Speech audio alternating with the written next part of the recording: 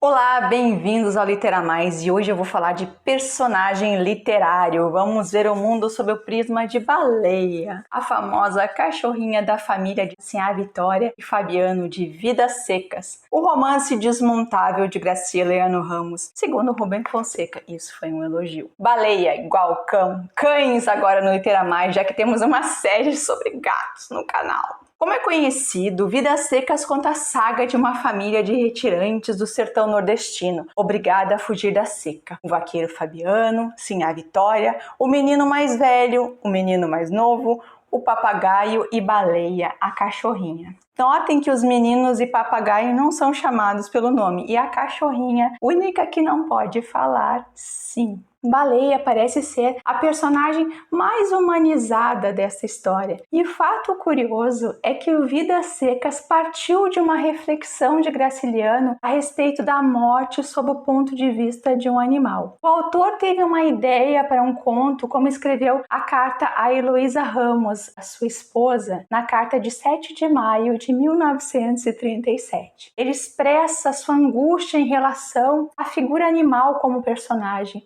outro que é um mistério para a compreensão humana. Vou ler um trechinho da carta aqui. Escrevi um conto sobre a morte de uma cachorra, um troço difícil. Como você vê, procurei adivinhar o que se passa na alma de uma cachorra. Será que é a mesma alma em cachorro? Não me importo. O meu bicho morre desejando acordar no mundo de preás. E ainda diz, no fundo, somos todos como a minha cachorra Baleia e esperamos preás. Graciliano lembrou de sua infância, quando testemunhou um cachorro sacrificado no interior de Pernambuco. Disso fez nascer Baleia, segundo a entrevista do autor ao João Condé. Vidas Secas ele foi publicado em uma forma de contos avulsos. O da morte da baleia, onde tudo começou, é o 9º capítulo. O Antônio Cândido ele chamou a atenção para o fato de que os capítulos de Vidas Secas, apesar de poderem ser lidos isolados, só no contexto adquirem um sentido pleno. Conta o biógrafo Moraes que Graciliano, ao publicar o conto da cachorrinha, sumiu do cenário da Livraria Olímpio por uns 3 dias. Ele ali encontrava os seus amigos, então ele ficou um pouco receoso. Ele muito autocrítico, ele teve medo mesmo da opinião dos amigos como os José Lins do Rego e Afonso Arinos. E ao tomar coragem e voltar para a livraria, foi aclamado por seus colegas pelo conto. Baleia tem nome de animal das águas, o maior mamífero do planeta. No entanto, é uma cachorrinha cujos ossos saltam das vértebras. Há uma crença popular antiga de que colocar o nome de animais aquáticos nos cachorros, para isso livrá-los da hidrofobia, a raiva. Hidrofobia porque quem sofre da doença adquire medo d'água, que pode desencadear-se em doloridos espasmos musculares apenas de visualizar uma piscina, tentar beber água, tomar banho. A raiva ela já foi endêmica no Brasil e a época da escrita do romance era um problema muito comum na população canina e por conseguinte na humana, tanto que a justificativa mais racional que Fabiano, o personagem, conta para acelerar a morte da estimada cachorrinha foi o medo de que ela endoidecesse,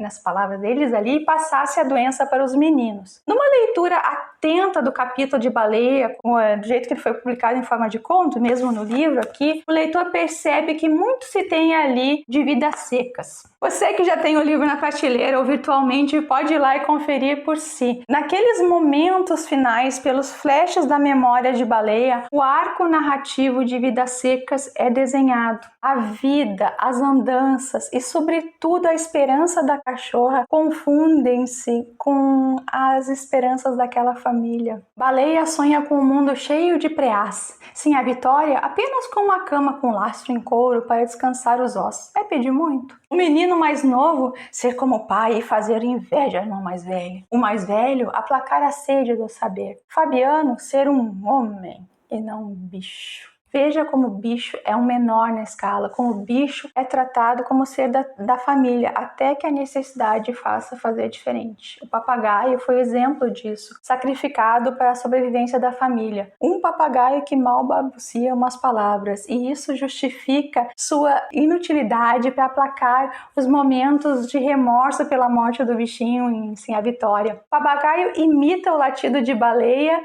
e poucas palavras. Não podia deixar de ser mudo.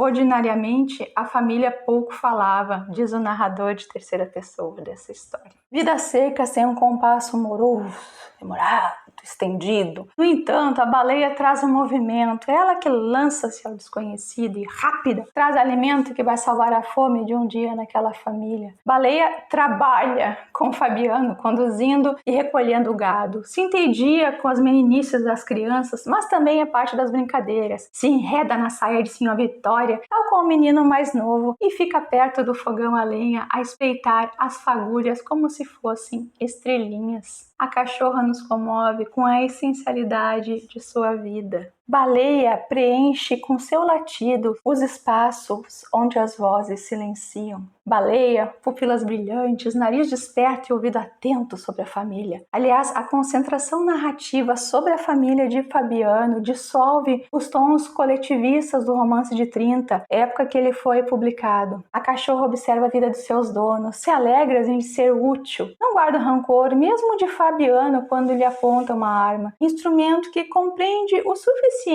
para causar-lhe temor. E mesmo depois da morte, será presença constante através da memória. Pobre da baleia, era como se tivesse matado uma pessoa da família. Nesse pensamento de Fabiano, o bicho é elevado à categoria de pessoa, argumento pouco comum na época em que viveu Graciliano, pouco comum para os animais. Quando pensa na morte da cachorra, o coração de Fabiano fica grosso como um cururu. Inferimos o pesar do personagem. Baleia também tem pesar. Às vésperas da morte, ficou com um coração pesado. Esse paralelo entre Fabiano e a cachorra diminui pelo sofrimento as distâncias entre o homem com o animal. O narrador da história dá um sentimento típico à cachorrinha. Uma angústia apertou-lhe o pequeno coração. A consciência da morte, fronteira entre o homem e o animal, é posta em xeque nessas palavras. Fabiano faz ao animal o que não faz a si. Pela inabilidade com as palavras, Fabiano não se vê como homem, mas como bicho, e pelo sentimento ele humaniza o animal. O estatuto animal como pessoa nasce da interiorização de Fabiano promovida pelo animalzinho. E este animal interiorizado pelo narrador e promovendo a interiorização da personagem dará um sentido mais profundo à humanidade do magistral Vidas Secas. Se gosta desse tipo de conteúdo, deixe seu like, inscreva-se no canal. Um beijo e até o próximo vídeo.